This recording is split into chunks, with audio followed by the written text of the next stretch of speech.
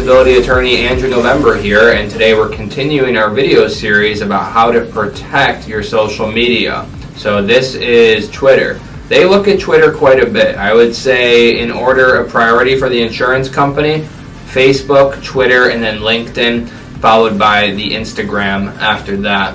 So let's talk about Twitter. It's important that you limit your tweets and your Twitters so they can't see what you're doing. So again, open your desktop and you're going to look for three dots on the bottom left column. Okay, we found the three dots, so we're going to click them and then we're going to see an option to click Settings and Privacy. Alright, click Settings and Privacy and then you're going to see Audience and Tagging. Click Audience and Tagging. Alright, once there, this is what we need to do. You need to select Protect Your Tweets. Now what is this going to do? Just like Instagram, you're public or private. You're not limiting certain things. You're either public or private, in or out. Here, same rules apply. Yes, you made your account private, but all the people who follow you can still see your activity.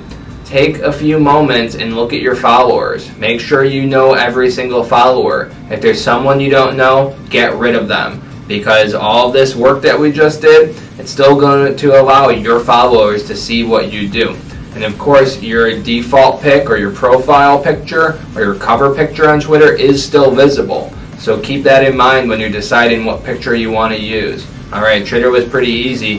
Thank you for logging in and watching our video. Protect those tweets.